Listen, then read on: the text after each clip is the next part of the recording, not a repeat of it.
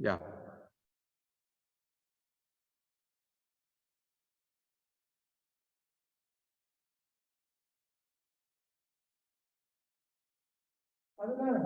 The Nyaya Sutras were given by Bodhana.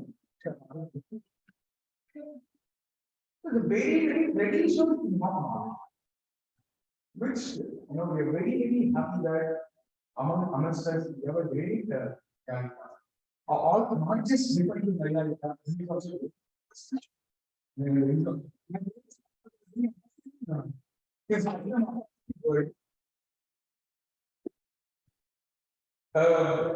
we were started with first grades. Actually, is making under the he was saying how he was not Sanskrit education to begin with. But then it turned out to be a great master. Was saying it was something that he was intending to happen. And so too various other knowledge that came as a person. He undergone some mind discussion of the reality Rajneesh. He has studied Yakarana under the place of Dr. G.S.T. Dattatraya. He had completed his advanced under Maha or Manika. So considered to be foremost right now in he completed the prestigious Anaadi Foundation. In fact, his Pournami himself is a very renowned town for scholarship, translation, today. Thanks to the Anaadi examinations that are considered by she can't see data Vidwan. There will be a computer and there will be another very expensive like Tarka, Vidwan, Shastra Karani, but his holiness and the governor is currently appearing for Anaadi Foundation and take a these parishas are typically 4 semester years to appear. Lot of them are normal exams. Creative intensity also share a bit with experience with them. In the how we consider IIT exams for Shastriya exams, some of the finest in the world. He is also currently as an assistant professor at where it is considered the place is place where the great Mahatma and it was also prepared Vidwan Jammalamadaka himself but where he has done some so that opposite the question.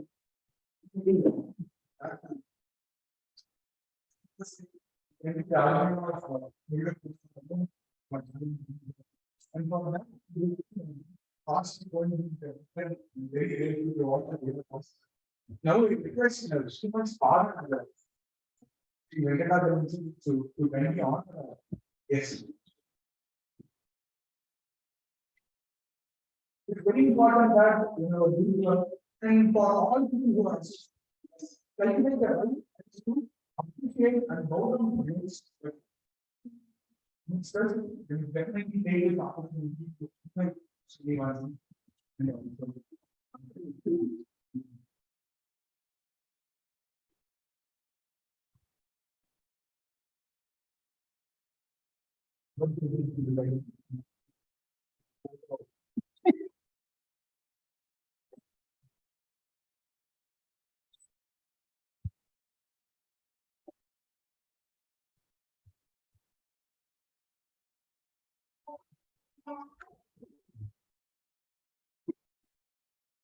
No, without further ado, this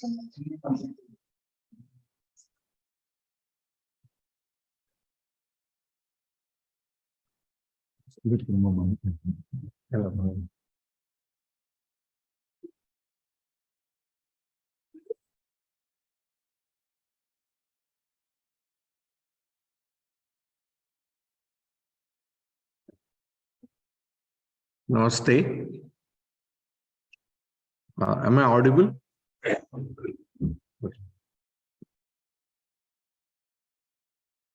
Kulambaradharam Vishnu Shashivarnam Sarvabhaum Prasannavadaram Dhyayet Sarvabhignopaşantayé Ajnanatimirandhasya Jnananjalakaya Chakshurunmilitam Yen Tasmai Shri Gurave Namaha Gurur Brahma Guru Vishnu Gurudevo Maheshwaraha Guru Sakshat Param Brahma Tasmai Shri Gurave Namaha. So first of all, thank Anaadi Foundation for inviting me to share some of the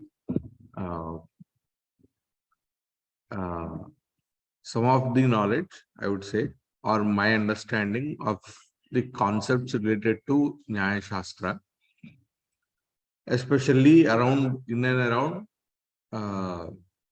debating structure. So,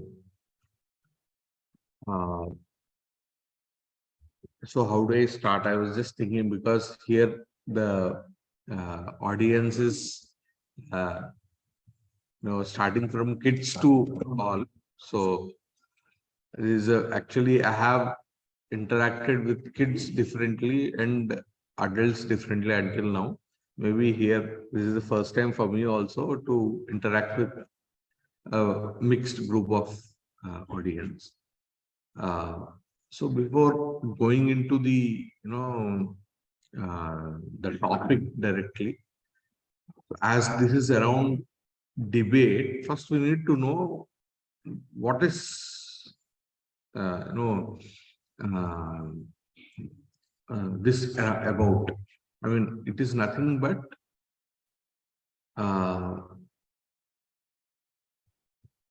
an exchange of ideas is what happens while one or two people come together and they start deliberating or thinking about something.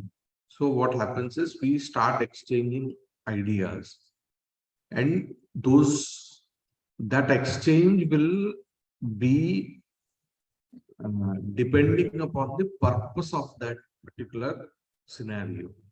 So why are two people actually coming together and talking upon the same subject? Whether they want to know what actually one topic is all about, the essence of that particular topic, or are they there for to prove what they have understood? So that means I know something and I want you to believe that whatever I know is truth. Is one way. That is one approach. And the another approach would be of a seeker's approach, wherein you want to know what it is all about. So there are two main approaches, right? So what is the difference between the approach? If you want to know, if you have the seeker's approach, how would it be? Anyone can answer. And did you understand the scenario? There are two scenarios, right? So one in which you are sitting here and you are telling what you know, I am telling what I know upon the same topic. Okay. If I want to know something, then the way I speak would be different. If you want to prove something, so if you want to make you believe that whatever I say is right, my approach would be different. Isn't it? So fundamentally, what is the difference between these both approaches? Huh? Tone, right? And face expression, good. Yes. Language, body language, good. Not only body language, even the language. Intent. So what would be the intent?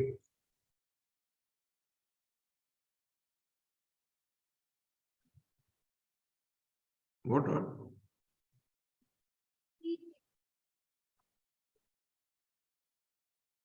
Okay. So the intent would be, one is that you want to know. If you're a seeker, your intention would be wanting to know. If you want to prove something, your intent would be you want to defeat the enemy. You want to be victorious. So that is the main difference between the both. The approach would be different. So in one thing, it is you want to win. I mean, you have set your goal that you want to win. I mean, your goal is set. What is your goal? Your goal is to win. That's it.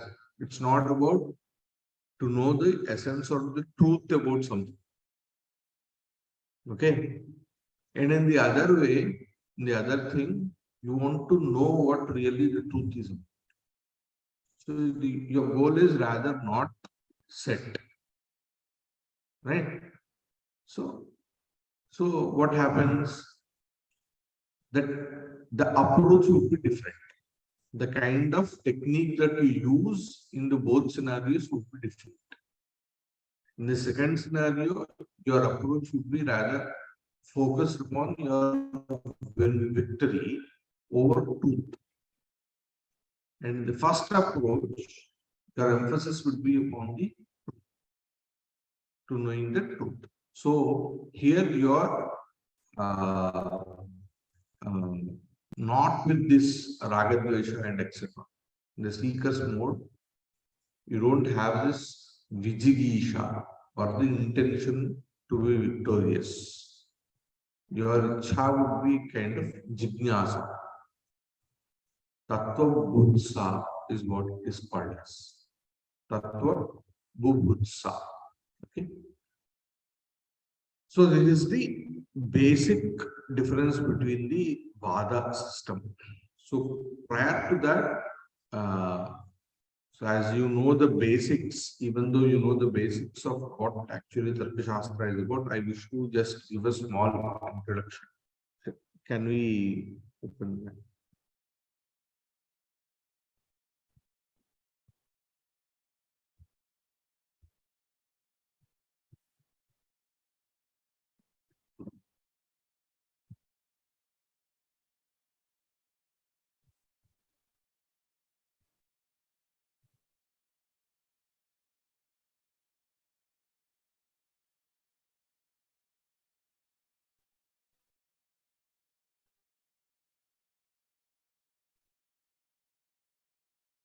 Yeah. Are you able to see that?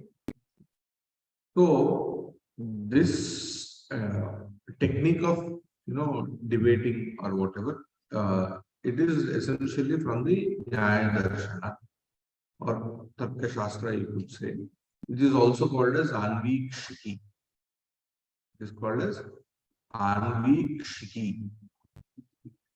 Anvikshiki, right? So whenever whatever is normally there in the Shastras or from the language, Sanskritam, you definitely will have one meaning which is called as Yaugika Artha. Yaugika Artha. Yaugika Artha means etymological meaning. So each and every word will have a root to it or a root verb to it, and then you derive a meaning from it. Okay. So we have this shloka from what is called as Kamandakiya Niji Sara, where the significance of Anvikshaki is explained. Anvikshaki Traivarta Dandaniyatishcha Shashvatah Vidyas Katasra Evaitaha Loka Samsthiti Hetavaha. Okay. Can you say Anvikshaki Trai Artha Dandanidischa Shashvatah Vidyaha Chatasraha Evaitaha Lok Samsthiti Etavaha. So this is what the Nitisara says, that for Loka Samsthiti. Loka Samsthiti means maintaining the equilibrium of the cosmos. Okay? Loka Samsthiti. Loka Samsthiti Hetu. So what is the meaning of Loka Samsthiti Hetu? The cause for the equilibrium of the cosmos are four essential vidyas. What are those four vidyas?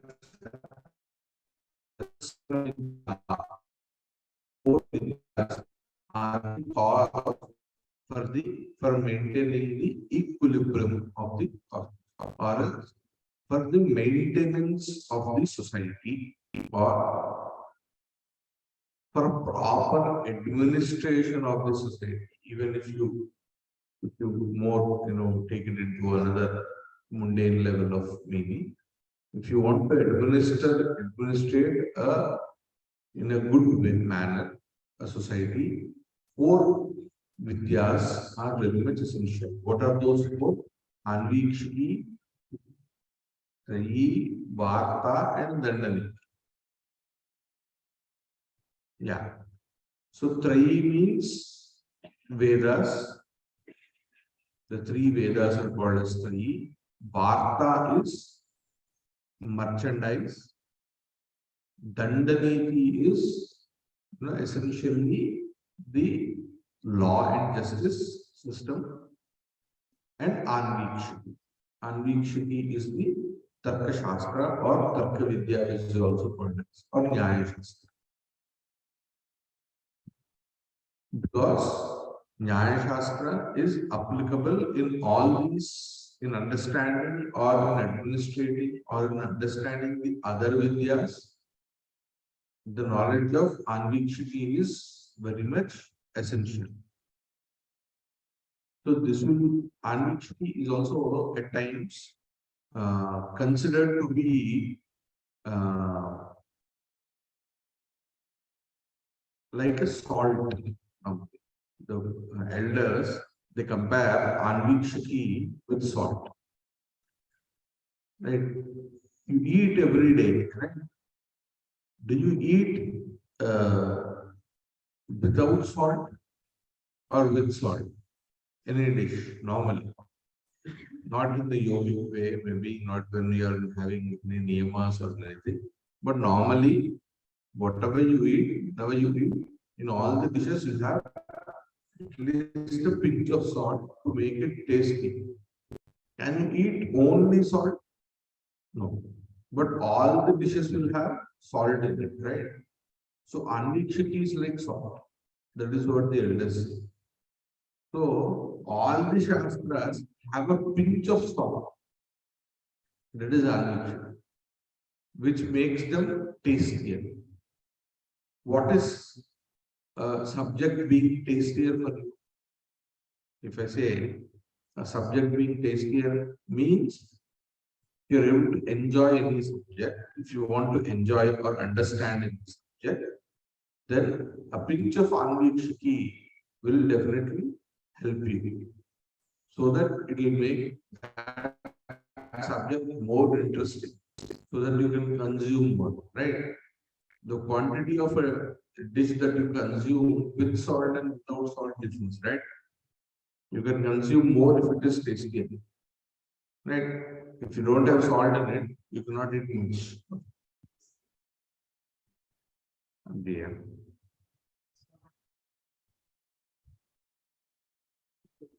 Also.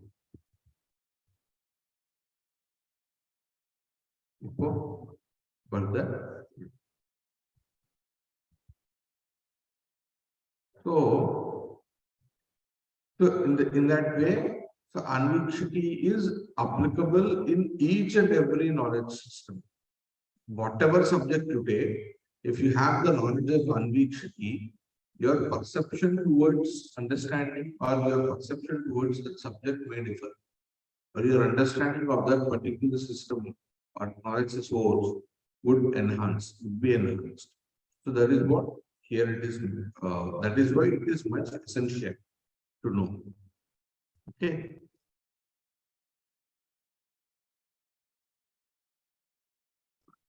So,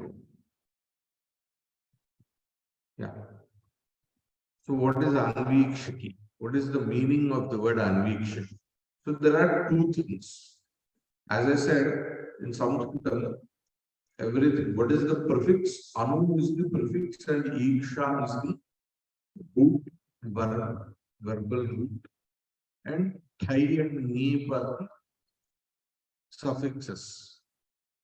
One is a prefix, then comes the root verb, then you have suffixes, one or many suffixes.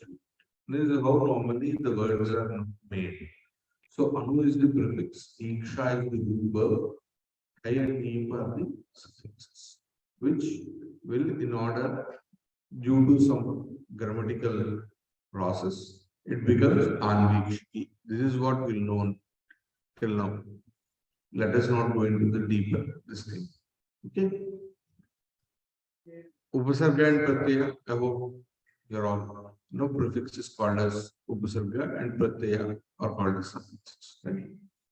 Suffixes are called as Pratyaya. So Iksha is the dhatu or the root verb. Iksha here means Iksha Pariksha. So it is because dhatus can be in many dhatuna maneka. So it doesn't essentially mean only one. It may have many meanings. So here the verb is taken, I mean, it is considered with the meaning of examining. Iksha means examine. Anu is the Upasarga, which has the meaning followed by. You have the word Anujaha, for a sibling, right? Anu Paschat Jayate iti Anujaha. Anujaha means in Sanskritam, your brother or your sibling is what can be called. I mean, who is younger than you, he is called as Anujaha. If not, he is called as Sahodara. You see, there is a difference. If you call someone to be an Anuja, that means he is your younger brother or the younger sibling. If you call him to be Sahodara, he could be younger or elder, even because Saha Udara, you share the same womb of your mother. So it could be your elder brother or younger brother, younger sister or elder sister, anyone. So in that way, here it is Anu means Pascha, followed by. Followed by what? Followed by your primary or first understanding. No? Preliminary understanding. Shravanam Anu Iksha Paryalojanam Prayojanam Asyaha Vidyaya Ityatha Adam Anvikshti Tathyate. Okay. Shravanat Anu. Here Shravana means your preliminary understanding. You have seen something, you heard something, you read something about. So that would be your preliminary understanding. Unverified knowledge, you can call it as. Unverified or unexamined knowledge. So that is what here Iksha, your Shravanam means. Your first understanding, preliminary understanding. Then you start the examination of it, whether that is valid, invalid, right, wrong, etc. So there you need some techniques, there you have some technicalities, there you have some methods to examine. All these things are described in the in Nyaya Shastra. Whatever you need in order to examine your preliminary understanding, the ingredients or the constituents of examination are done in Anvikshiki. So that is what is called as Anvikshiki. Okay, so this is Anvikshiki, which is also known as Tarka Shastra. So why we are knowing all this is because whatever anything related to debate is discussed in this Vidya. So that is why. Then comes introduction to darshanas. So what is darshanam? Again the word darshanam. So what is the etymological meaning? Drishyate yathartha tattvam anena iti darshanam. So through which one can know the truth tattvam, yathartha tattvam of anything. Whether it is physical, spiritual, mental, whatever you take, anything, any subject, if you want to know the truth or the means of knowing the truth, the subject which deals with all these constituents is called as darshanam. So there are two types of darshanas. One is the astika darshanam and nastika darshanam. Okay. So astika and nastika, these are very famous words, right? So astika is the word which comes from the word asti. Asti. What is the meaning of asti? There. That is there. Asti. Kim asti? Kaha asti? Ghata asti. So there. What is there? What is there? There is life even after death. There is life even after death. Who believes in such? Huh? Egyptians. Don't we believe? Do you believe? Yes. So that means Asti Paraha Lokaha. That means who believes even life after death. That means who believe in reincarnation or Punarjanma, to be precise. When there is no death, you again take birth. These kind of ideas, these kind of concepts are dead or agreed upon. Who believe in them, they are called as Astikas. And Nastikas means who do not believe in this, who do not believe life after death are called as Nastikas. To be more precise, Nastikas are those people who believe Shruti or Vedas to be valid knowledge source as means of valid knowledge. Okay. Valid knowledge means truth. I mean, whatever the Vedas say, if you believe whatever the Vedas say, then that means that you agree Vedas to be source of valid knowledge.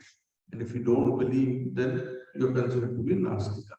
So this is also another way of understanding the word Astika. So there are two types of darshanas, which are called as Astika darshanas and Nastika darshanas.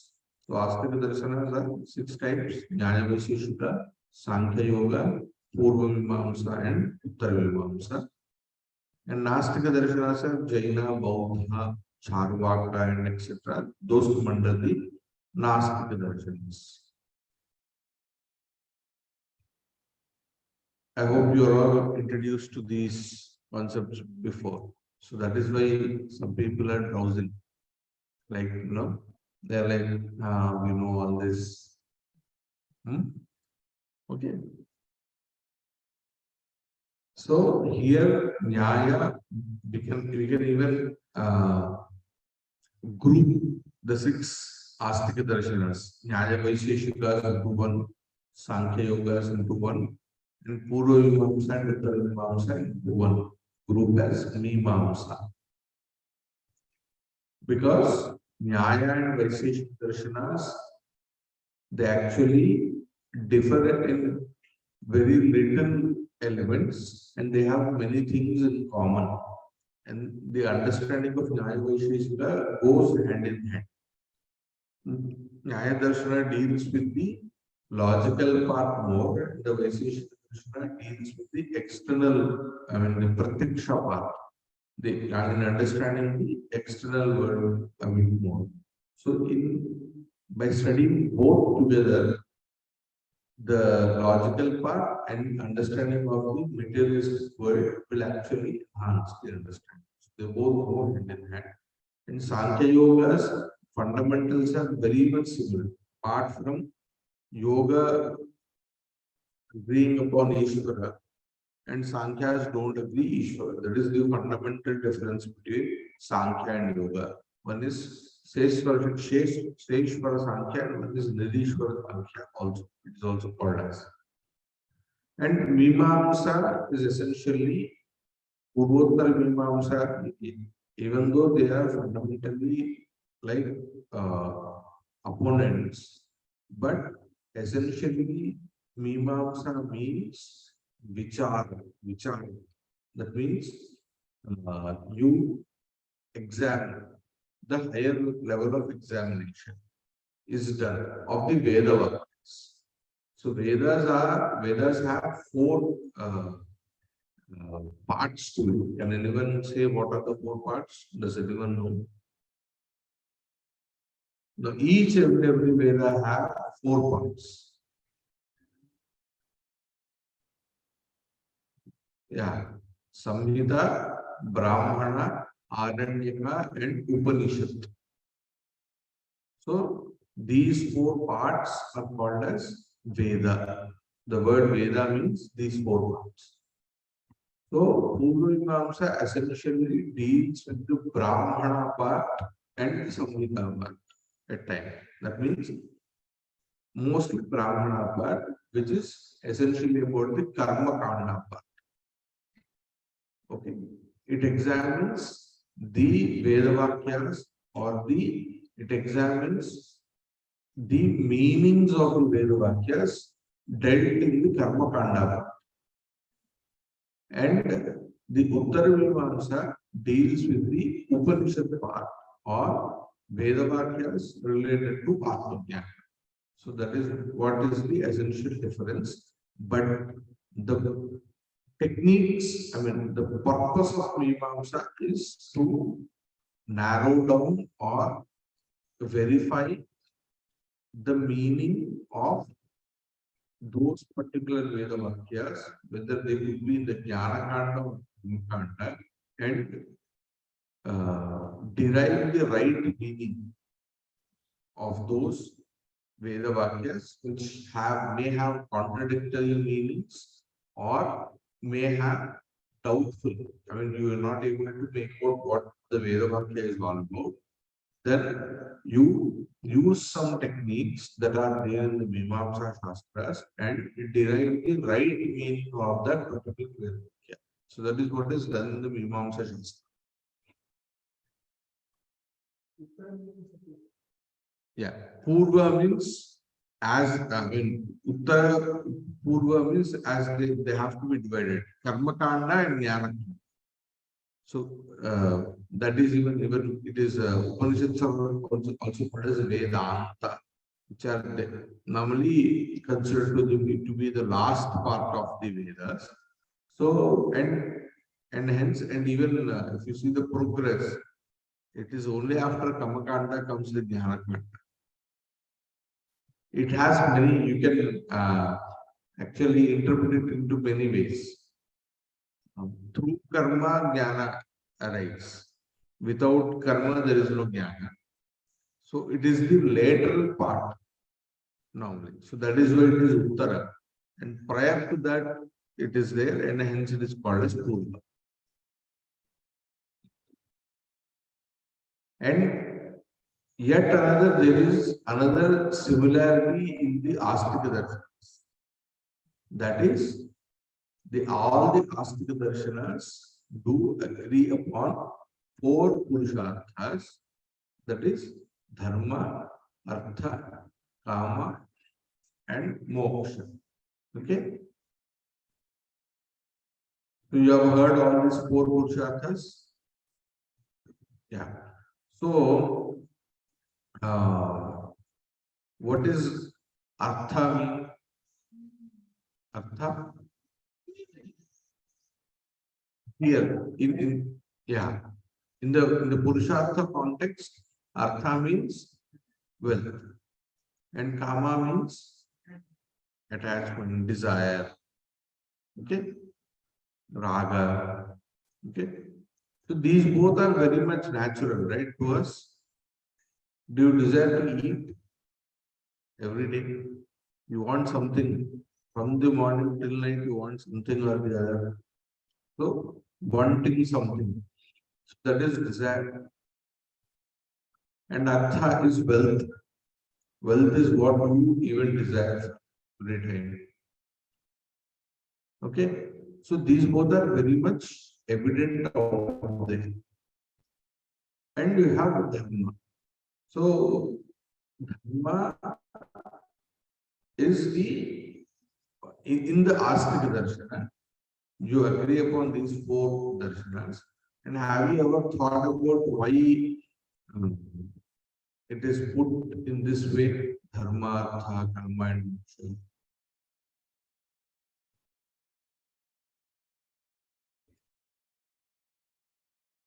Have you ever thought about it? Placement of these purusharthas.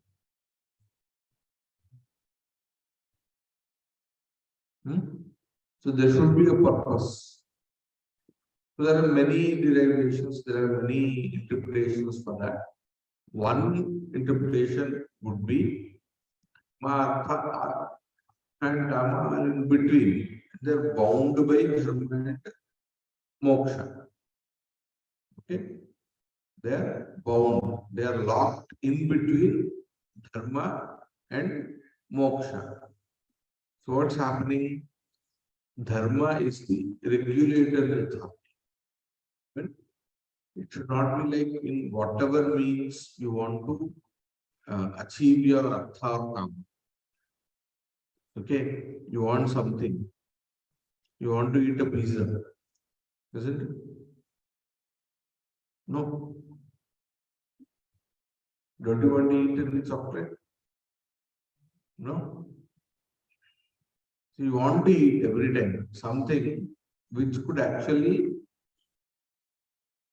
be not good for you. Right? You can eat once in a while a pizza, but eat pizza every day, would it help you? Or would it, is it good for your health or bad for your health? Right? It is not going to do any good. So, hence your parents say no. So that means they are regulating your desire.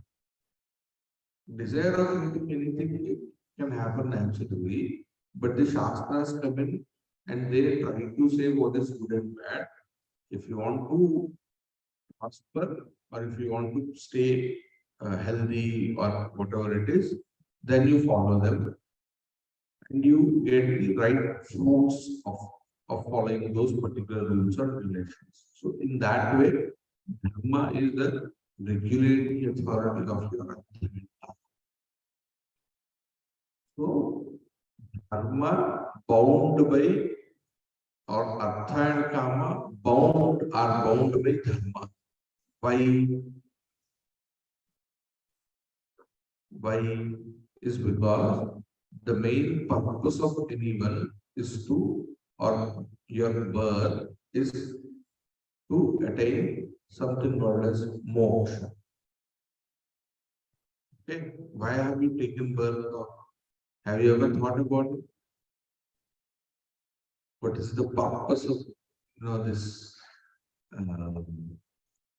whole thing about, right?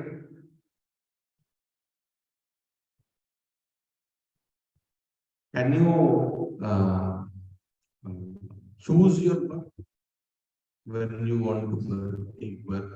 Have you ever thought about it? Why I was born on this particular day? That is not in your head, right? Isn't it? That is not the meaning. But have you ever thought what is this about? It's very early for you to ask this question, but you have to think. You have to ask yourself at times in between what's happening, why all this, right? Even after, not if not now, maybe in your later life, you ask this question for yourself, or periodically ask this question: why am I here? What am I doing? What is the purpose of all this? The Shastra stated that this is the moksha. For the sake of moksha, you take it. That is the higher purpose of life rather than achieving something here, being the CEO of a company. These are very small things. The higher purpose is something else. It is beyond all these things, which is called as moksha. The definition of moksha and all, those are a different issue altogether. But that is moksha is also called as Parama Purushartha. What? It is called as moksha is Parama Purushartha. Parama means superior. So superior amongst the four Purusharthas. Among the four Purusharthas, moksha is considered to be a superior Purushartha because it is considered to be eternal. What is being eternal?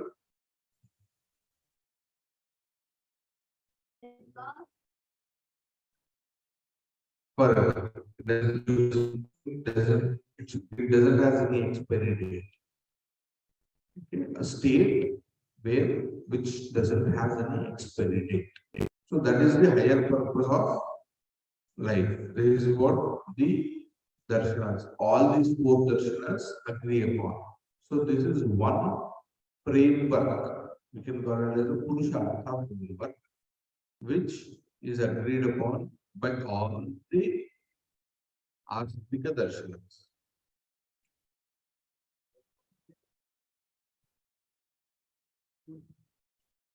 They don't, I mean, they're not based on this kind of a structure. They have different, I mean, they do have the moksha being paramoksha. Whether they agree upon dharma, artha, kama, or the definitions, they are essentially different. And dharma part again, it differs a lot. What is dharma to them? Mostly they don't have the purusharthas. Recently, there was this conference wherein I've been there, the philosophical congress. There, the Buddhas were also there. So they were like, they don't have purushartha. The concept of purushartha itself is not there. Kshanikavada, Kshanabhangura Nyayade, Gopan. So they don't have concept of purushartha itself.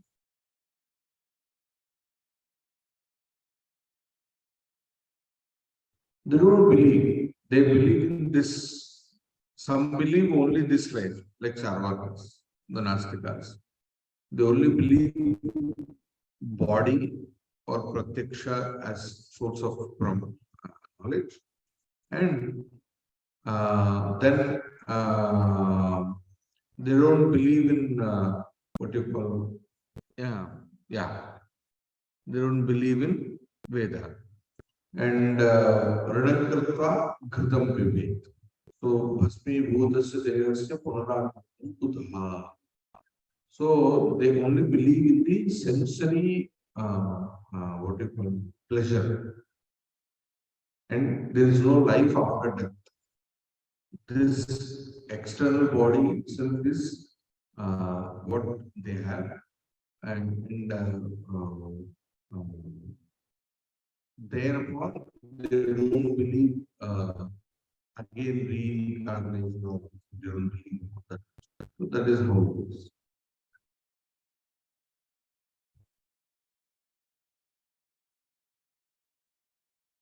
So I think we'll do. So this is the basic understanding of what Anviksha is or what. Then we will go towards the topic related to the present this thing. So, in order to understand or go about the debate structure, so we need to know what inference, how inference happen, right? So there are essentially 4 ways that you acquire knowledge. There are what are those 4 normally? Screen share? Yeah, I've just stopped it for the moment. So the Nayayikas of the which are called as Pramanas, 4 Pramanas. Okay, 4 Pramanas, that is Pratyaksha, Anumana, Upamana, and Shabda. What?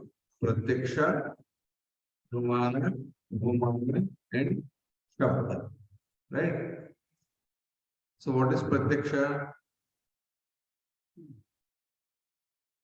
Only what you see. So, which is called as direct cognition. That means you have 5 sensory organs. What are they?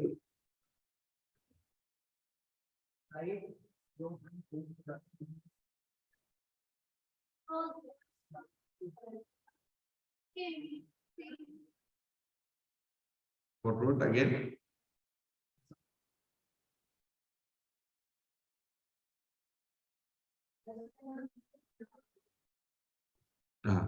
That is actually eyes is according to Nyaya Shastra, eyes is not eyes are the place where the Indriya resides.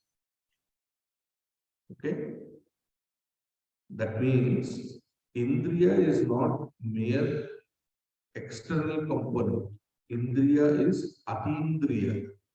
Indriya is considered to be Atindriya. Okay, you cannot see sensory organ. You can see your sensory organ, but you cannot see your sensory organ.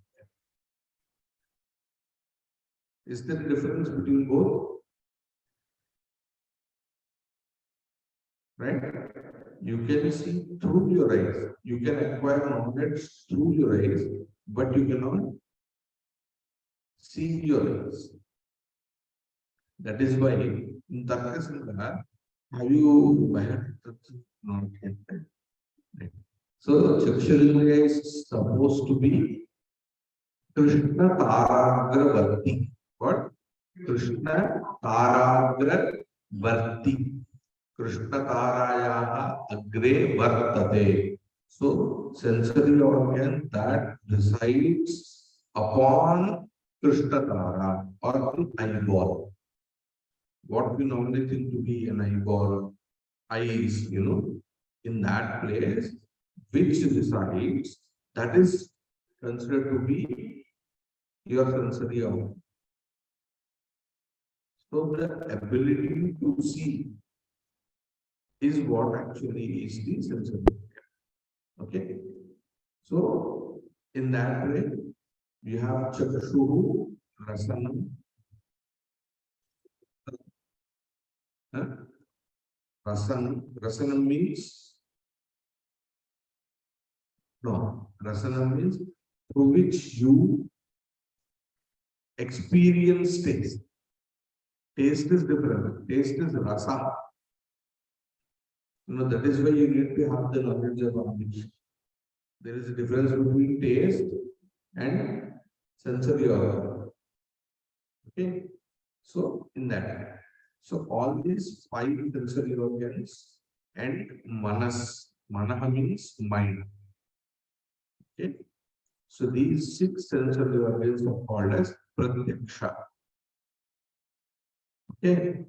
Then we have The second means of knowledge is called as anumana, through which inference happens. Through which inference, through which you infer. So inference. What is inference? Can anyone tell?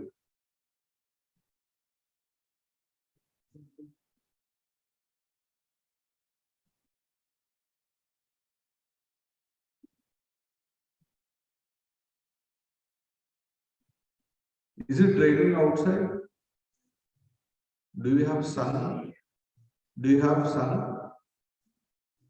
How? Are you seeing sun? Are you able to see sun now? Huh?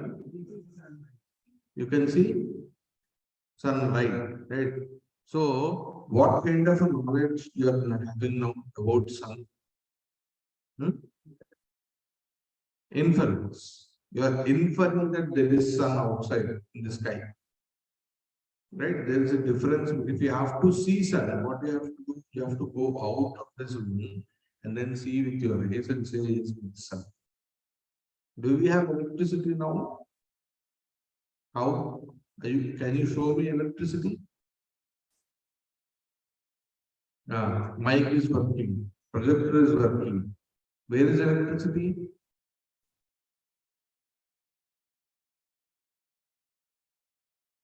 So what's happening here? Here also it is inference. So these are all the outputs of having electricity in here. Right?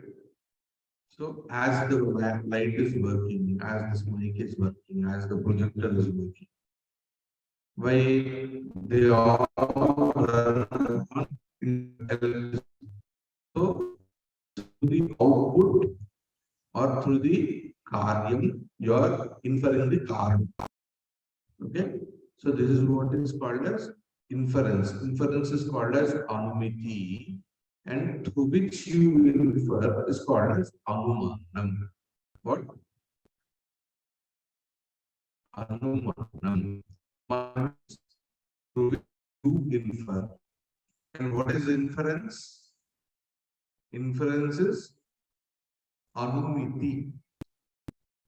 Inference is anumiti, and through which you infer is called as anumanam.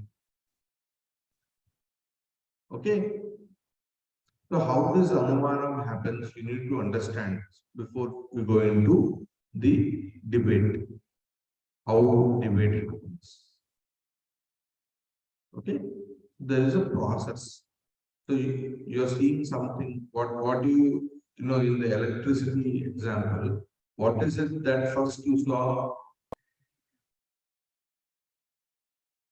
The fan is working, the light is working. So this is called as what? The reason for your inference. What? It is the reason. Okay. What is your understanding? Or how is your inference? That there is electricity.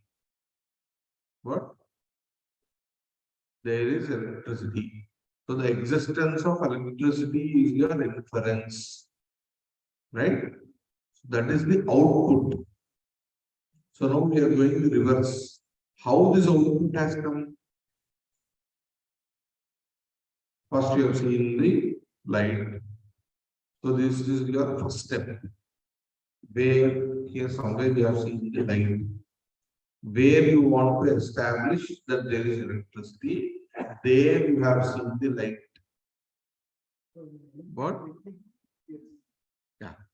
So there, hence you are even the inference is such that you are saying that there is electricity where in the lab, not on the floor. Where is it the electricity present? In the lamp. So first you see the reason or the cause in the lamp. So that happens. After that, what happens? Wherever there is light, there is electricity, right? This is how you know. Wherever there is light or wherever the fan is running, that means the fan is having electricity. This is how you know it. So this is first you see the cause in which you are inferring, then you relate it, then again you infer. So hence there is, wherever there is fan running or light is emitting, then there is electricity in that particular, what you call, element or object. So this is what inference. So let us see a bit of how does that happen.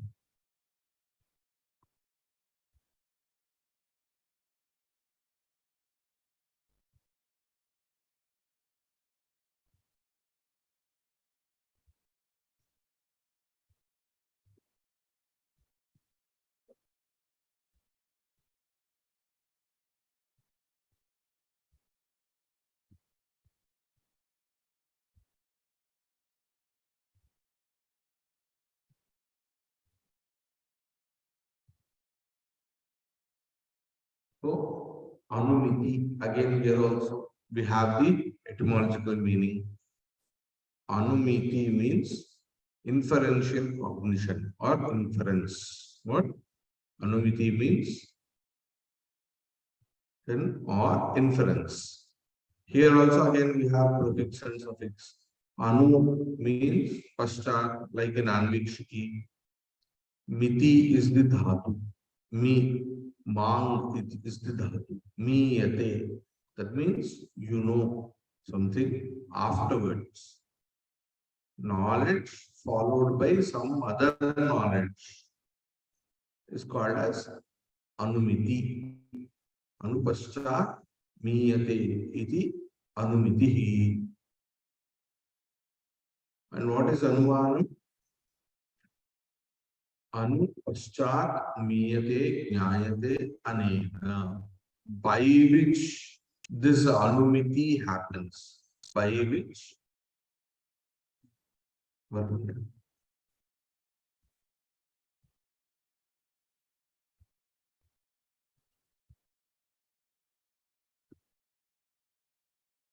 I think there is a problem with the, yeah. Now,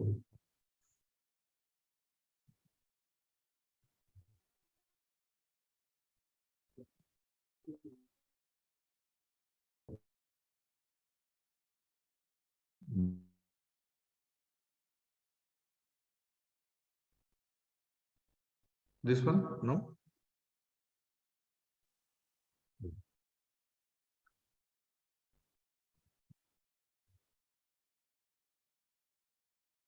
So, anumiti means inference. Anumanam means through which inference happens. That is called as anumanam.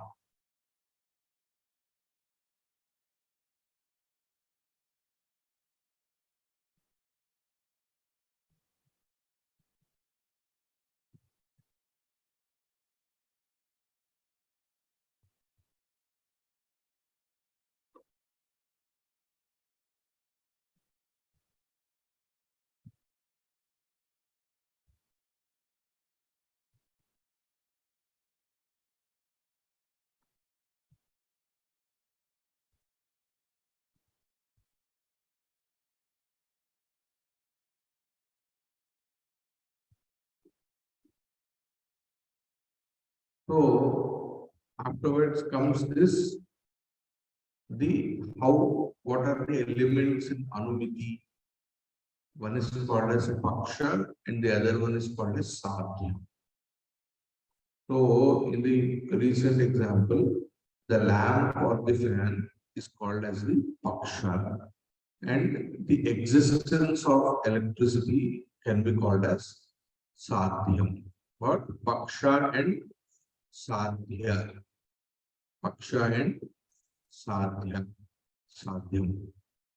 So in English, Paksha is called as minor term and Sadhyam is called as major term. So the classical example of Anumati is Parvataha Vanhima. Mountain is fiery. That means mountain has fire. So this is what you know. This is what you know. Like there is electricity. This is what you know here. But one thing in this knowledge is such that there is one element which is subject to a direct perception. That means you're able to see lamp or fan. You're not, what is the element that you're not able to see is the electricity. Right? So there are two elements. One element is subject to your direct perception, and the other element is something which you are not able to see or hear, or it's not the subject to your sensory organ.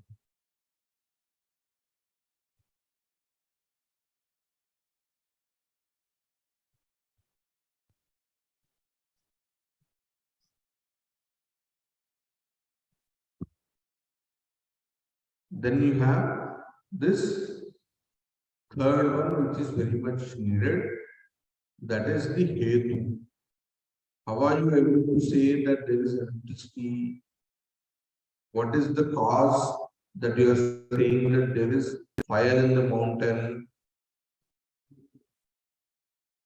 Smoke.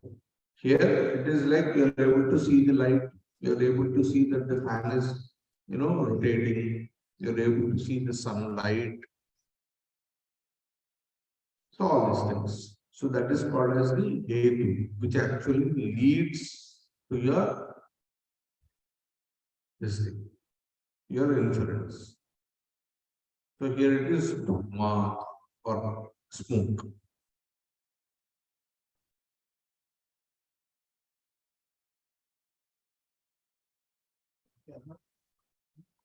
Then paksha, sadhyam, and hetu. And there is another element also. When will you infer? If you know that there is electricity through other means, would you like to infer that again? Would you like to have a knowledge again of which you know?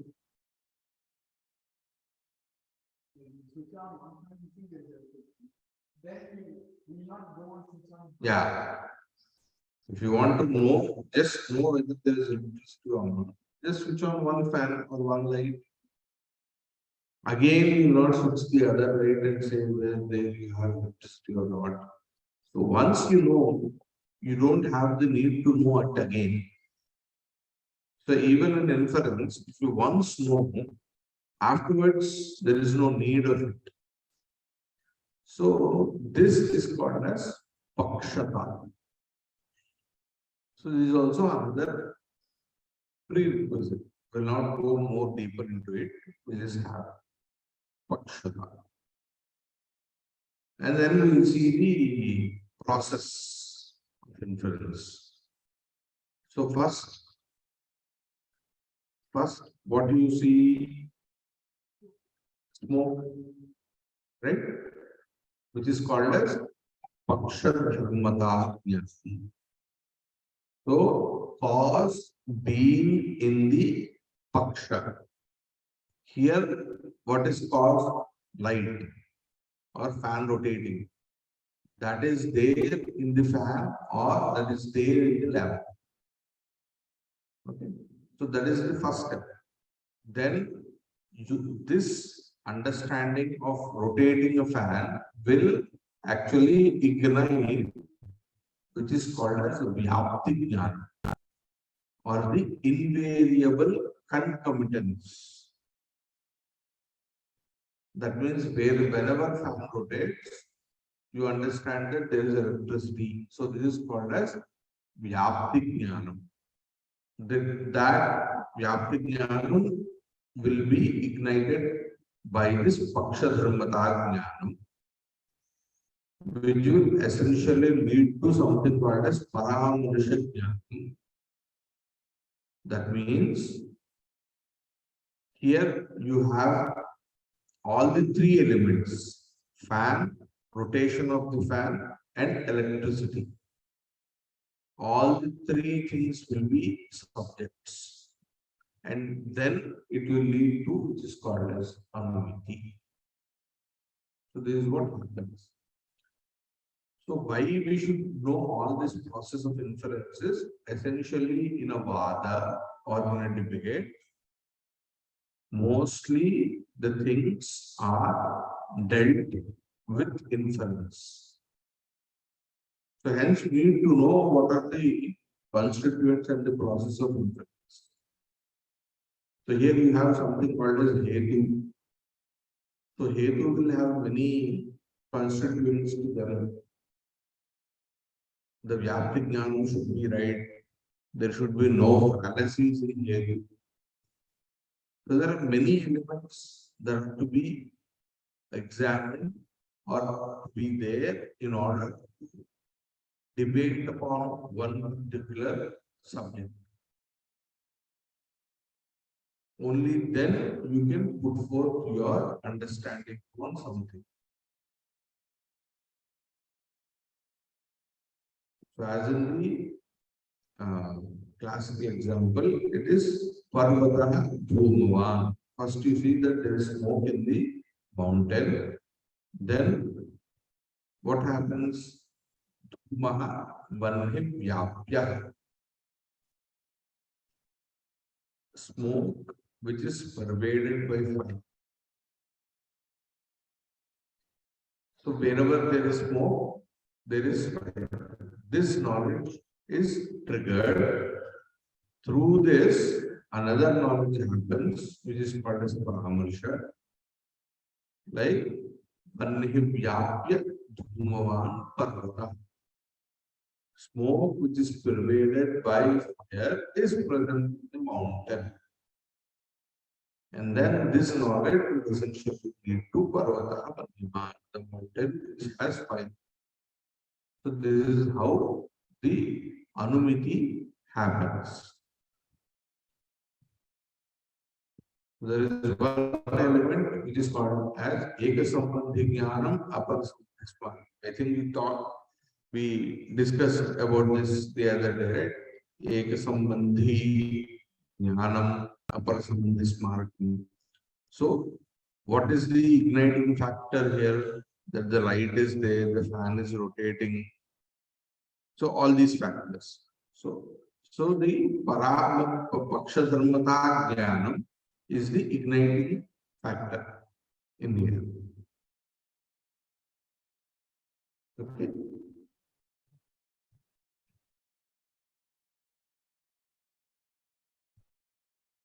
Shall we take a small break? I think, okay, shall we take a small break of 10 minutes?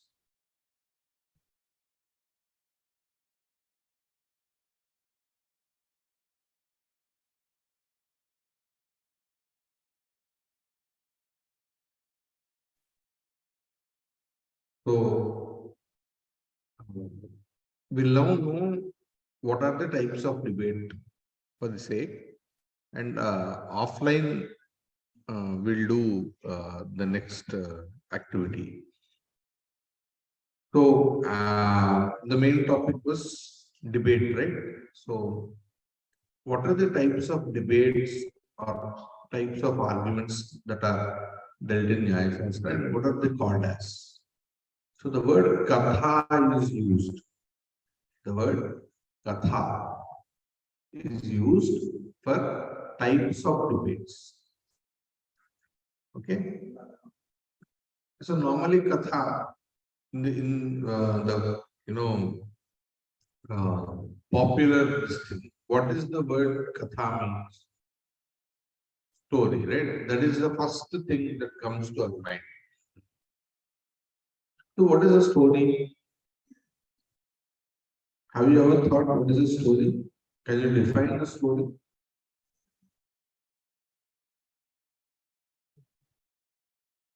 So that is the difference between having trained in Shastra and not. We, by studying Shastras, are essentially trained in questioning.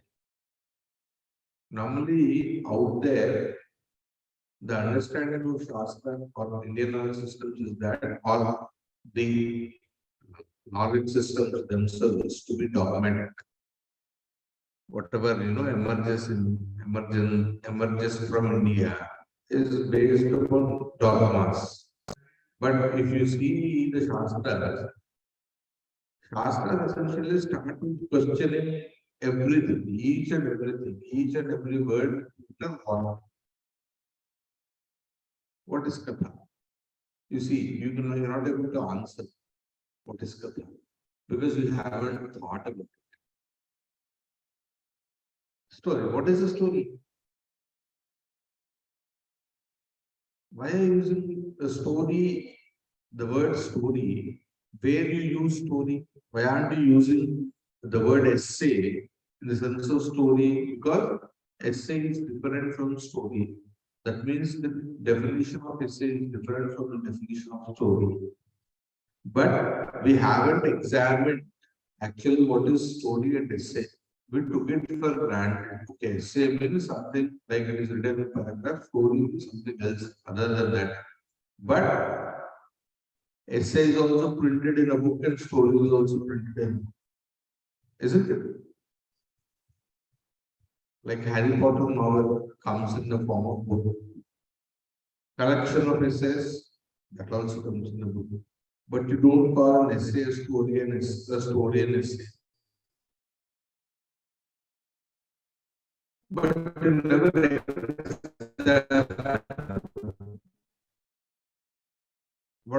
what is a story? That is not essential. There are many stories which don't serve any moral. Fiction novels in there.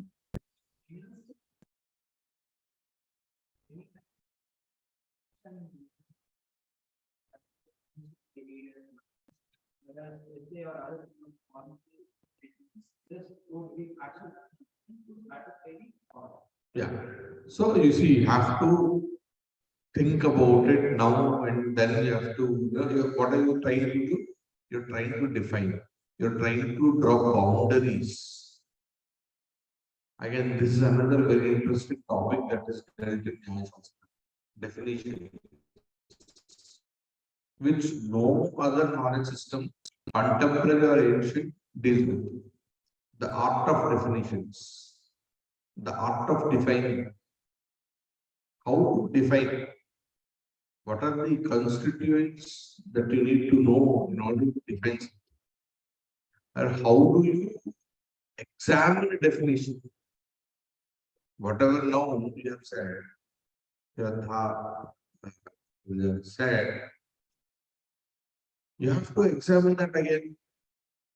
Whether he said right or wrong. It is not because he said everything will be right. Right? As others say, as one person said, you have to agree. No, again, that is against the Shastric way. Even though it is said by Veda, you question why. There are certain things which can be beyond reasoning, which are only based upon experience, where logic cannot be applied, where only experience is the what do you call it? The basis. There is no scope of question and hence no question. And that is said that there are certain things which are beyond logic. In those cases, they say they are beyond logic. It is not because of you should not question. It is because of you cannot question. There is no scope of question there because it can only be understood by experience. So there you cannot question because you cannot apply the technique of question, right? Right. You cannot apply mathematics everywhere, right? Can you apply mathematics in fulfilling your hunger? Not to fulfill your hunger, you have to eat. That's it. There is no other way. You cannot say that hence the applicability of mathematics has a limitation. No, you don't have the applicability in that particular issue. The same way, logic also has a limitation. What does that mean? That means that there is no scope of questioning in that particular thing. Hence, we are trained in questioning. Whoever studies Shastra, he starts with what, right? So, what is a katha? What is katha? So, there is a prabandhasya kalpana rachana bahvanrata stoka satya. You say prabandhasya kalpana rachana bahvanrata stoka satya.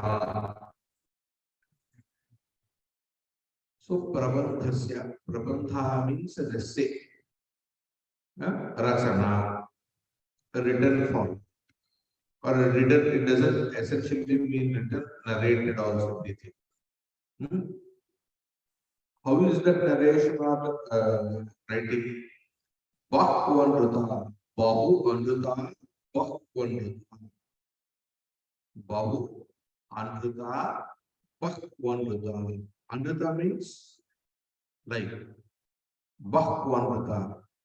And Bahuvarta, there is a lot of lies. Lies means it doesn't mean it is fictitious. It is not factual. There is a difference. Means it creates things. Is there really a unicorn? Is there really a Peter Pan? I suppose Peter Pan is very old. Maybe we have to say Pokemon or what is the recent one? Yeah, whatever the cartoon that you normally see. There are many Marvel, Thanos, eh? Eh? Okay, little Krishna. He's a bit, sattvic. Krishna. A person like you will say Iron Man, Captain America. Right?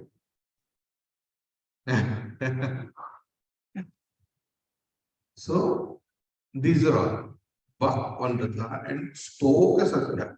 It doesn't essentially mean everything is alive. There could be a Stoka Satya. Stoka means very little Satya. Like you say based upon true events. Right?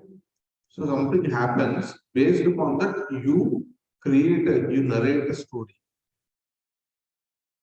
There could be an element of truth. That is also could be. That is why the word spoke is used. So this is the definition given by Bharatanu. Alpa. And there is another Sahitya Chandya whose name is Kolahala Chandya. He gives another definition. Prabandha Kalpanam Stova Satyam Prajna Katham Vidhu. Prabandha Kalpanam Stova Satyam Prajnana Prajna Katham Vidhu. So Prajna means scholars. Prajna means a scholar. Katham Vidhu. A scholar knows Katha to be what? Prabandha Kalpanam. Stoka Satyam. A Prabandha which is Kalpana, which is fictitious and has Stoka Satyam. Very little amount of truth in it to be a Katha. That is how a scholar moves. Right?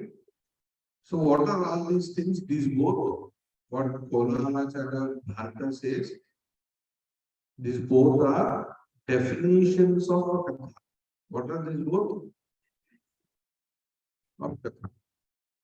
So first you define Katha and then you explain the elements of a Katha, a story, or you narrate, or what are the different types of Katha, and etc. So that is how Shastra is on. Even if you want to lie, so there will be a technique for that. What is a lie? It will start with a question. What is a lie? How to lie? Types of lies. You know, now, if at all, there could be, there will be in Arthashastra and other Shastras, you have all these things. So each and everywhere, our Indian knowledge system start with questioning. So that is what you need to know. Nothing is dogmatic in our system. What? Nothing is dogmatic. Dogma means Andha Bhakti or Andha Vishwas, the words that are used. Blindly accepting something without questioning. No, that doesn't happen anywhere. If someone says, don't agree, show me. You have to ask me, show me the proof for that. And you have to start searching for the proof of how it was dealt. I mean, is really is dogma or not, whether there is something else to it. You have to go and search. Without that, you have to not accept. Without any proof. What? Without any proof, you have to not accept anything in your life. If you don't know, accept that you don't know and start looking for the answers. Right? So that is how the Shastras are designed. That is how not only Shastras, that is how we used to live and we have to start asking questions about whatever you don't know. Okay? And start finding answers for them by yourself, by applying reason and logic. That is how you know things. Yeah, find another answer for them. That is how, if not, you will be sleeping every time you will get sleep. Right? If not, it will be very uninteresting, boring life. Finding answers is very interesting, right? It's more like a treasure hunt. You find something, you go there, you find something, from there you go somewhere. You keep on discovering things, you keep on knowing new things each and every day. That is very interesting, right? If not boring, you know everything. You just sit idle, right? So this is katha normally, but this is not katha in the present context. Yeah. What is in here? Tisra katha bhavanti vado jal Tisra kathaha bhavanti vadah jalpah vitanda. What? Beside Tisra kathaha bhavanti vadah jalpah vitanda chitti. So there are three types of katha according to Nyaya Shastra, which are called as Vada, Jalpa, and Vitanda. What are the words in these three words that you have heard before? Yeah, three words, Vada, Jalpa, and Vitanda. Have you ever heard the word Vada? No. Jalpa, Jalpa, not Jal, Jalpa.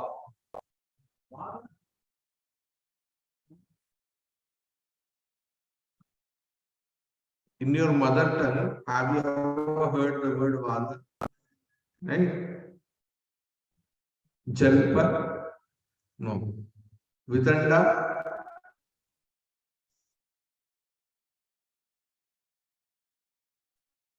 ah, okay, so I haven't heard. Okay. Anything too good for you. Right? So everything is new. Right? So again, so in order to know what is Vada, Jalpa, Vitanda, before that, we'll chant one sutra, the first sutra of Nyaya Shastra. The first Nyaya Sutra. Pramana, Prameya, Samshaya, Prayojana, Drishtanta, Siddhanta, Avayava, Tarka, Nirnaya, Jalpa, Vitanda, Hetva Chala, Jati, Nigrahasthana, Tattvajnanat, Nishreyasadhigamaha, Nishreyasa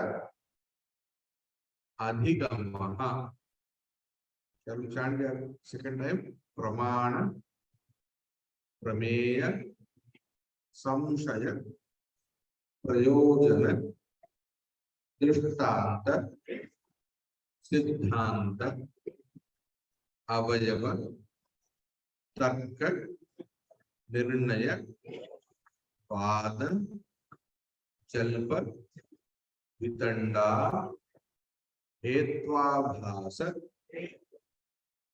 Chala, Jati, Nigrahasthana, Tattvajnanat, Nishreyasadhigamaha. So this is the first Nyaya Sutra. So if we have to chant together, it will be something like Pramana, Prameya, Samshaya, Prayojana, Drishtanta, Siddhanta, Avayava, Nirnaya, Jalpa, Vitanda, Hetva, Bhasa, Chala, Jati, Nigrahasthana, Tattvajnana, Nishreyasadhigamaha. This is how we chant it all together. So this is the first sutra. Yeah. Yeah, tonight by heart and so it is normally for you the task is to by heart. That's it. Okay. So for others it is like this is how the so in the first sutra of the Nyaya Darshana, the objective of Nyaya Darshana is like as we discussed earlier, moksha is the main purpose of life. And how do you achieve that moksha? Is by knowing all these 16 padarthas. So, Pramana, Prameya, there are 16 padarthas. So, by knowing about these 16 padarthas, only by moksha. This is how we go to Maharshi has researched. So that means the whole universe is divided into 16 padarthas. So there are 16 elements according to the Nyaya Darshana. So what is Pramana? Again, 4 Pramanas. Prameya is of 12 types. Samshaya comes Prayojana. So this is how the Darshana is dead actually. So the whole essence of Darshana is packed in one sutra. And among these 16 Vada, Jalpa, and Vidwan also remain, and constituents of Vada, Jalpa, and Vidwan like Heta, Bhasa, are also when they also come under the 16 primary. So this is what is enough for now. No, Katha means only three. Vada, Jalpa, and Vidanda, and the elements of Vada, Jalpa are Chalajatani, Hetavasa Chalajatani Sthanas. They are separately, they're counted separately. That's it.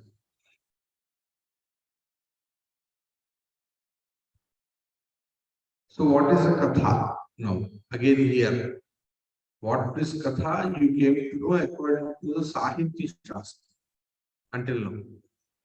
The present context, what is katha according to Nyaya Shastra is Nana Pravartraka Vichara Vishaya Vakya Sandribhi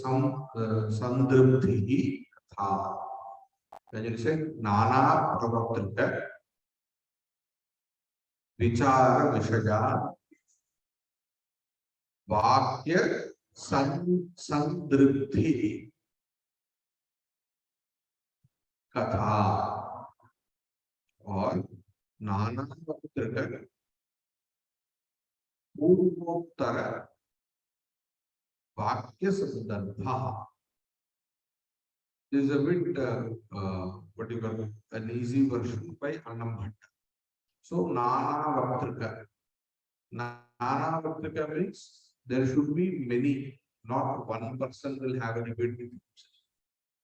So, in a debate, you need to please have many. Okay? Nana Vaktrika. Purva Uttara. Purva Vakya and Uttara. Or Purva Paksha and Siddhanta. There is no. So, Purva Uttara. One will say something and afterwards the second one will say something. Uttara Vakya. Then again the third one will say something. So this happens. Vakya Sandarbha. So where scenario where many people are exchanging their ideas through verbal communication is called as Katha. So we come to Vada. So what is Vada? Again, this is a Sutra. Nyaya Sutra, Pramana, Tarka Sadhana, Upalambha, Siddhanta, Aviruddha, Pancharayava, Upapanna, Paksha, Pratipaksha, Parigraha, Vada. Again, Pramana, Tarka, Sadhana, Upalambha, Siddhanta, Aviruddha, Pancharupa, Upapanna, Paksha, Pratipaksha, Parigraha, Vada. So this is the Sutra or aphorism, Nyaya Sutra, which is essentially the definition of Vada. What is Vada? This is the answer. What is Vada? Then this will be the answer. So what is the meaning of this? So there are elements. We can first, when you know something, then there will be elements to it. So what are the first? Paksha, Pratipaksha, Parigraha. Paksha, Pratipaksha, Parigraha. That means when two contrary particular characters are pledged to subsist in the same substratum. That means you have there is a common subject and there are contradictory views. Okay, there is a common subject and there are contradictory views. You want to know something about Atma, and one says that there is Atma, and the other one says there is no Atma. So here the common substratum or the common subject is about Atma. You are there, you are sitting you are spending your time, you want to spend some time in order to know what is Atma or what is something, anything, any one subject you want to know, but you are contradicting with the other. The opponent of yours is contradicting with your understanding. That means you preliminarily mean to agree that there is there, and the other person is saying that there is not. He is contradicting. So there should be like you are thinking about Prithvi, and he is thinking about Jalam. Then there is no Vada. You want to talk about Prithvi, and he is talking about Jalam. Then there is no Vada. It is something like you want to discuss something about Ramayana, the other person is talking about Mahabharata, then there may not be Vada. If both want to talk about Ramayana, there can be Vada. Okay? So that is Paksha and Pratipaksha. And Parigraha means until you come to one whether no, both have to agree upon the conclusion. Until then, Vada will happen. Because what, as we said in the beginning, what is the purpose of or the approach for Vada and there are two approaches, right? One is you want to know the truth, the second is you want to be victorious. If you want to know something, seeker, if you are in a seeker mode, you don't stop until you get the answer. Right? Not like Arnab Goswami's debate, 9 to 10, whatever it may be, 10 o'clock off. No, that is no Vada, that is just entertainment for one hour reading. So a Vada may happen until centuries also. Because you haven't come until this thing.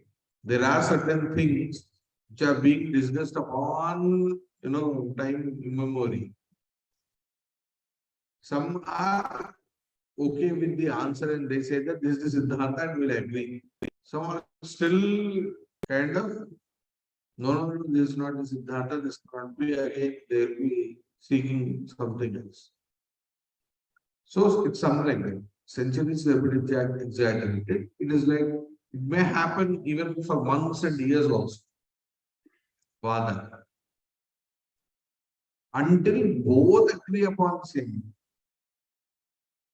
Both, the opponent has to say that I agree what you say. Until then, Vada happens. Paksha or Pratipaksha. Either parties agree upon one single statement. That is Vada. And how it is done? Pramana Tarka Sadhana. What are the means that you can use in a bar is Pramana and Tarka. Tarka are taken in consideration in order to sadhana, in order to prove or disprove your viewpoint or disprove your opponent's viewpoint. You use only Pramana and Tarka. Pramana means those four Pramanas, Pratyaksha, Anumana, Upamana, and Shabda.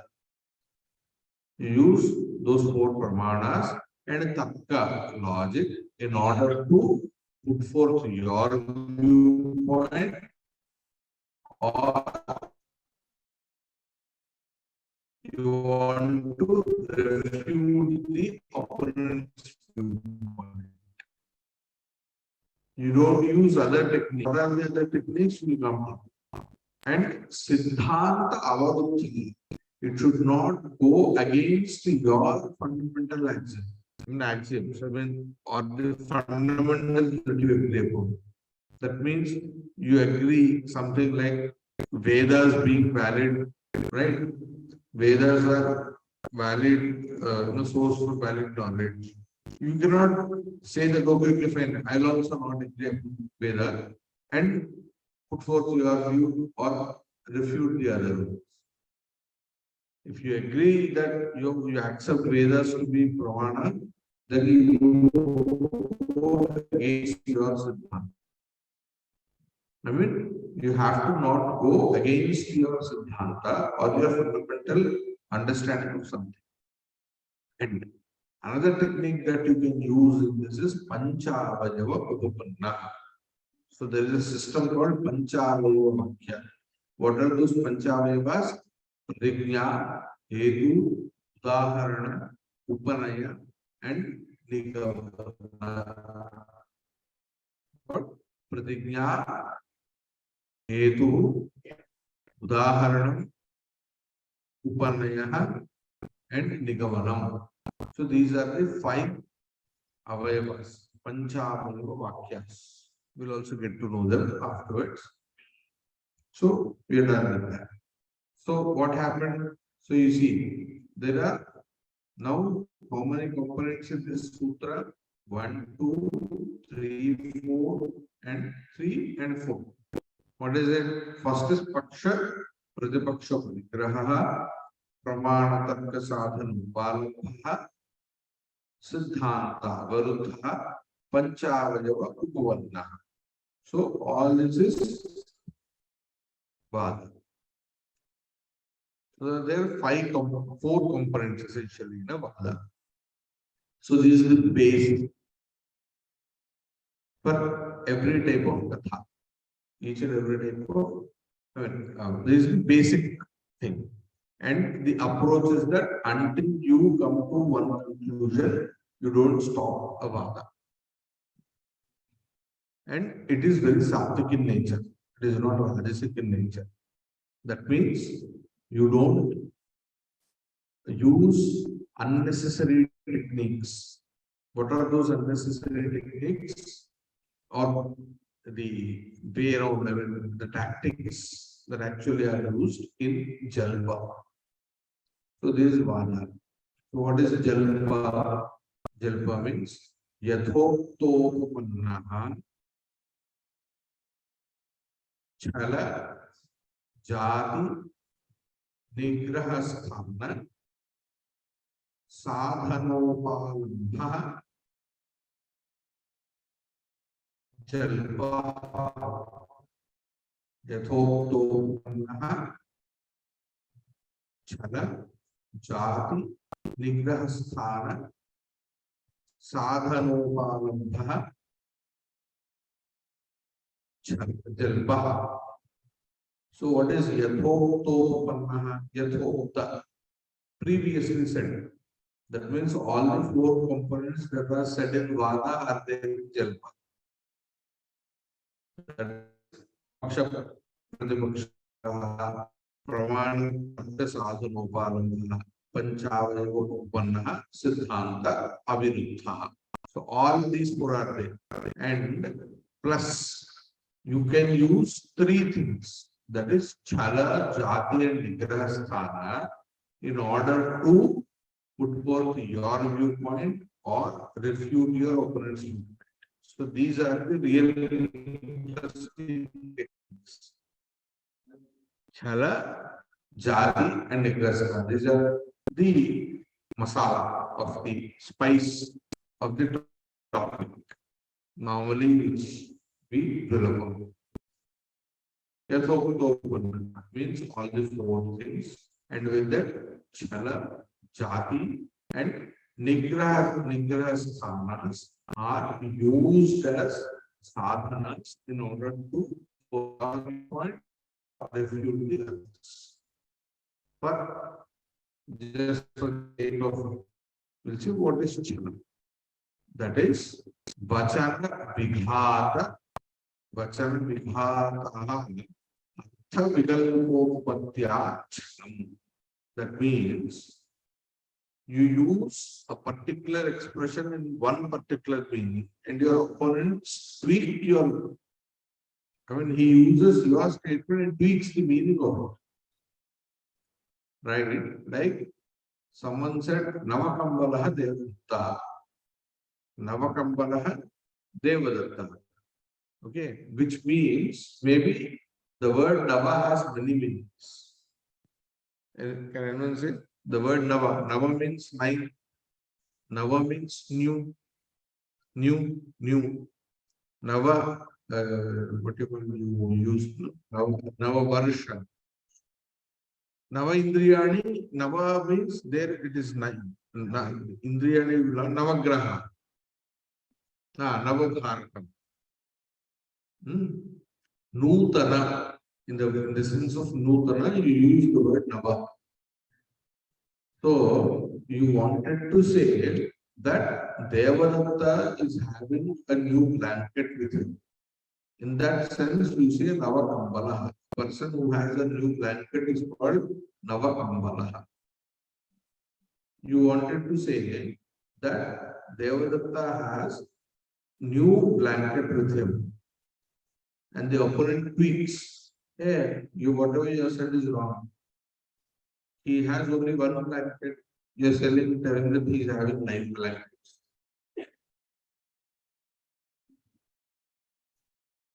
No, it is not. He intentionally does that. He intentionally misinterprets your statement. What does he do? He intentionally misinterprets. Here, intention is there. Why? Because what is your approach? You want to be victorious. What do you do? You have to, in order to be victorious, you have to every time prove your upper hand over the. You say your understanding is wrong. You're saying that he's having 9 blankets, you see, he's only having 1 blanket. Right? So this is called as chalam. What? This is called as chalam. So keep, remember these words, because these are the things that will be useful in your upcoming activity of debate. Then you have to say whether it is chalam or not, chalam being used or not. Can you use chalam? Okay? So that is chalam. Jati is a bit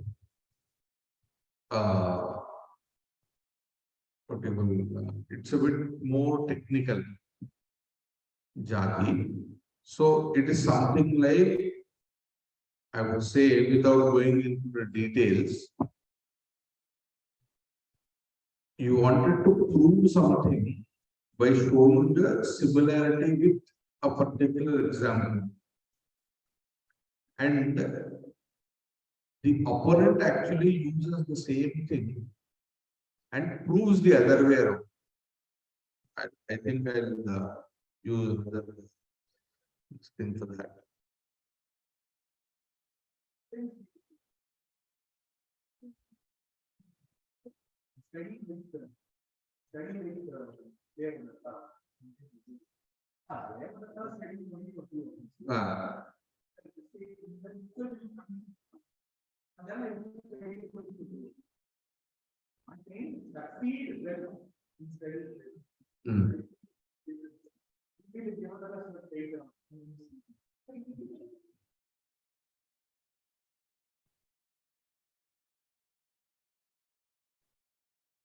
Yeah. So here's something like, space is inactive. Ether or space is inactive because it is omnipresent as Atma and direction. Okay, this is something related to physics. Okay, the opponent replies, if ether and space is inactive because it bears similarity to Atma and direction as being omnipresent. Why it is not active? Because it bears similarity to water as being a thing. So essentially, what does that mean is space and water. I mean, there are 9 dravyas. Prithvi, Ap, Teja, Vayu, Akasha, Dik, Atma, Mana. So these are 9 dravyas. So he want to actually prove that space is inactive. Being inactive means there is no action in space. Why? Where do we need action? Can anyone answer this question?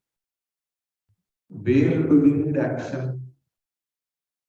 Why do we need action? No. What actually essentially you are doing the action? When you are replacing yourself, moving, right? Because you are not there. You are moving to a place or you are replacing a place or a space where you are not present. So your non-existence of everywhere or you not being everywhere is the need for the action. If you are there everywhere, there is no need for you to move from here, this place to that place. That is the essential basic thing. Why you are going there? Because you are not there. Why you are going to some other place? Because you are not there. That is where you are going. That is the basic concept. If you are existing in a place where you have to go, then do you need to go there?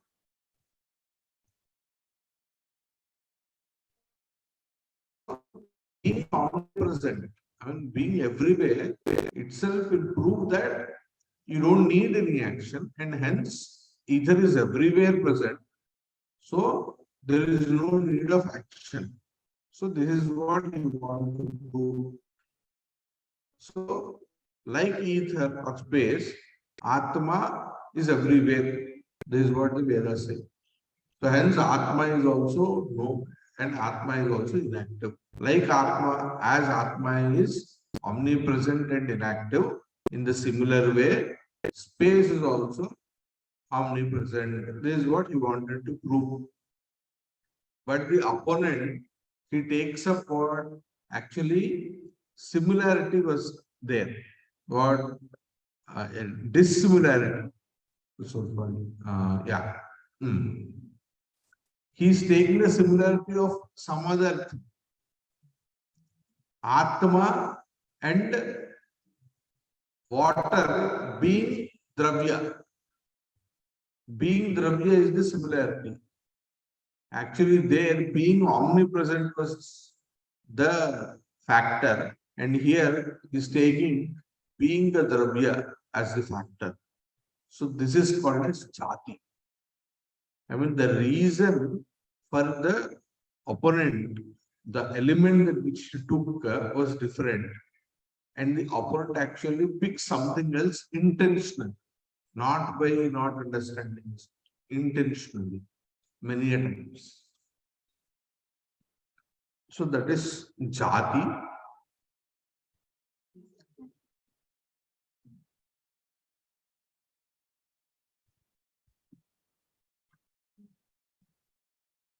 And there is nigrahasthana.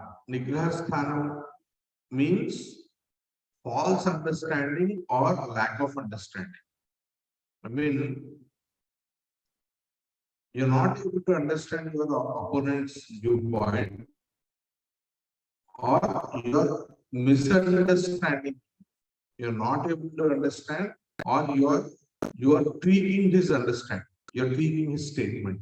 So then it is again called as nigrahasthana. There are different kinds of nigrahasthanas. So this is how these three techniques, nigrahasthana, chala, and jati, are used in Jalpa in order to put forth the one's viewpoint or refute the other's opponent's viewpoint. Okay. So here the purpose main would be being victorious. You want to be victorious. Okay. And the last one is Vidanda. What is Vidanda? Saha Pratipaksha स्थापना सह प्रतिपक्ष स्थापनाहीनः वितण्डा Saha means Vada. I mean, Vitanda has all the components of Vada, but there is no one element that is there in the, in the Jalpa, has all the components of Jalpa, but there is no one component that is, he doesn't prove his understanding. His only intended to, his only intention is to disprove the opponent. He doesn't want to agree upon anything. He doesn't want to prove anything. That is called as Vidanda. That is why you have to avoid Vaidandika. Vaidandika means who uses the technique called Vidanda is called a Vaidandika. So this could be a diagram depiction of it. Vada has 4 components. All the 4 components of Vada are there in Jalpa, plus Chalajat and Ingras. And all the components of Jalpa are there in Vidanda minus establishing the viewpoint of the patent. So this is a simple formula kind of thing that we can come together in order to understand the types of Katha. Okay. So keep this in mind because it's very much useful for this. If you are using Vitanda, you can even, Vitanda, what is the purpose of Vitanda? The purpose of Vitanda is in order to only disprove whatever the opponent says, you have to say no. Like now, current day opposition party means oppose anything, everything, good or bad, whatever the government is wrong and bad. Why? No, they are not. They say this is bad, that's it. They use all the techniques in order to, but they don't say what is good. They will say that the government is bad, that's it.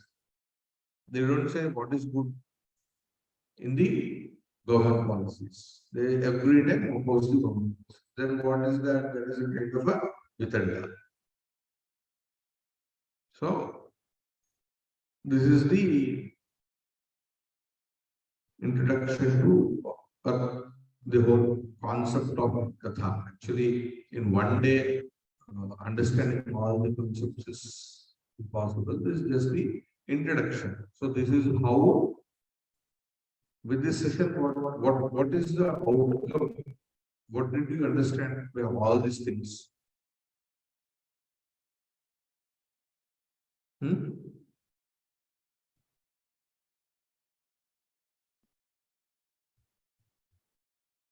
Hmm?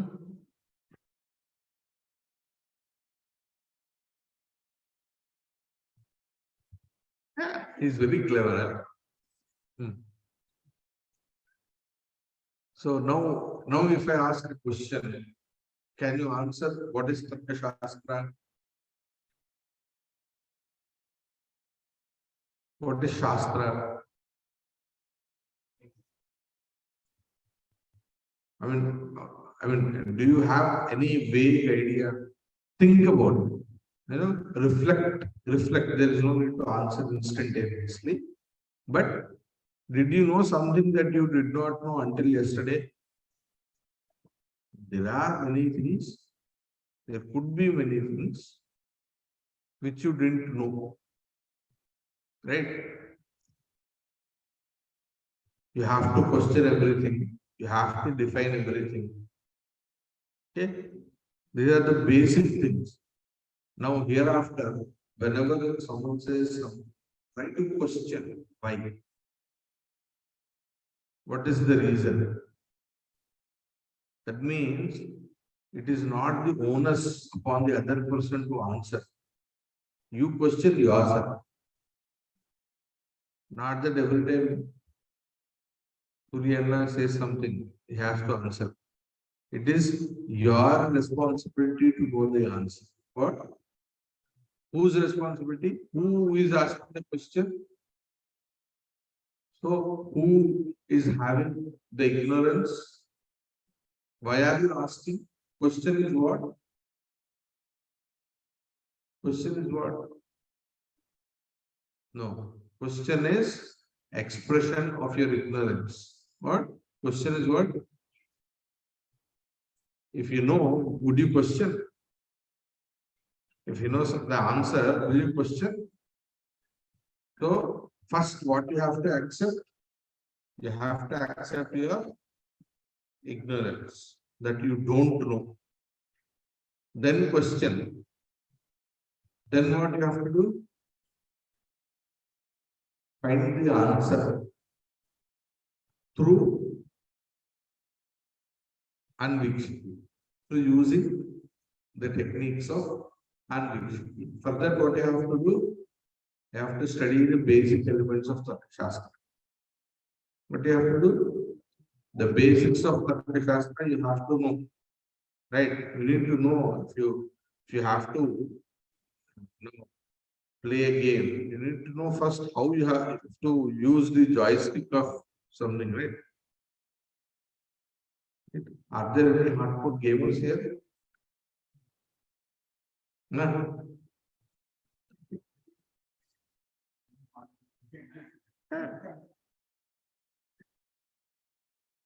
Okay, maybe I will be the person ruining them maybe after here. I mean, introducing unnecessary topics. So at least we have to understand that there is something called as Tarka Shastra and we need to know, we need to study that. Okay? Fine. I think we'll. Yeah.